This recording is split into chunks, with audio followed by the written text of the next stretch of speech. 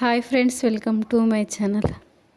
Friends, ఈరోజు చేసే recipe మా అత్తయ్య చేసిన చిన్న చేపలు చింతకాయ సాంబార్ అండి. చాలా బాగుంటుంది, సీజనల్గా చేసే రెసిపీ. ఈ రెసిపీ వచ్చేసి అన్నం చపాతీలోనికి చాలా బాగుంటుంది ఫ్రెండ్స్. ఇది హెల్దీ రెసిపీ కూడా. ఫ్రెండ్స్, నేను ఇక్కడ 250 గ్రామ్స్ల చిన్న చేపలు తీసుకున్నానండి. చేపలను బాగా సాల్ట్ వేసి క్లీన్ చేసుకోవాలి. చింతకాయ కుక్ చేసుకోవాలి. ఒక బౌల్ తీసుకొని చేపలు యాడ్ చేసుకొని అందులో గ్రీన్ చిల్లీస్ యాడ్ చేసుకోవాలి. 1.5 table spoon turmeric powder add చేసుకోవాలి. 3 టేబుల్ స్పూన్ల రెడ్ చిల్లీ పౌడర్ యాడ్ చేసుకోవాలి. 3 టేబుల్ స్పూన్ల సాల్ట్ యాడ్ చేసుకోవాలి. బాగా మిక్స్ చేసుకొని చింతకాయ రసం యాడ్ చేసుకోవాలి.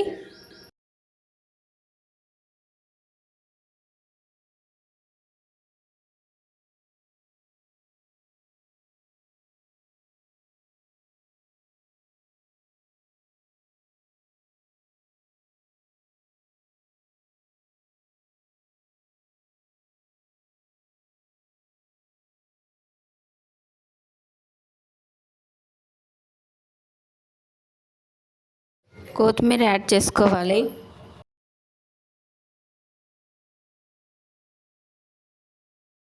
ఇందులోనికి మెయిన్ ఇంగ్రీడియంట్ రైస్ అండి.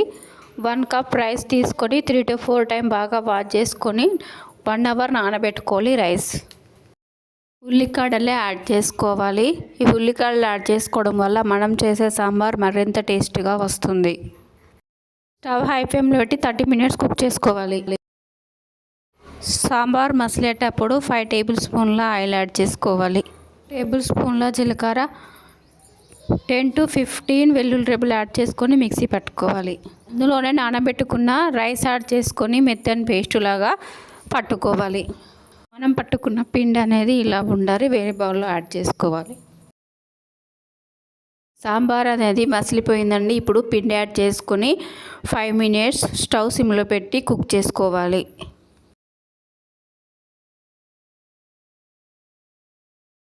టేస్టీ చింతకాయ చిన్న చేపల సాంబార్ రెడీ అయిపోయిందండి.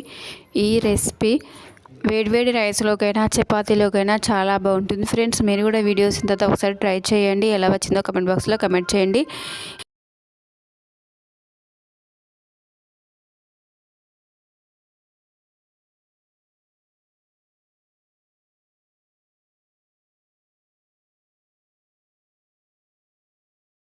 ఫ్రెండ్స్, మీరు కూడా ఈ వీడియోస్ తర్వాత ఒకసారి ట్రై చేయండి. ఎలా వచ్చిందో కమెంట్ బాక్స్లో కమెంట్ చేయండి.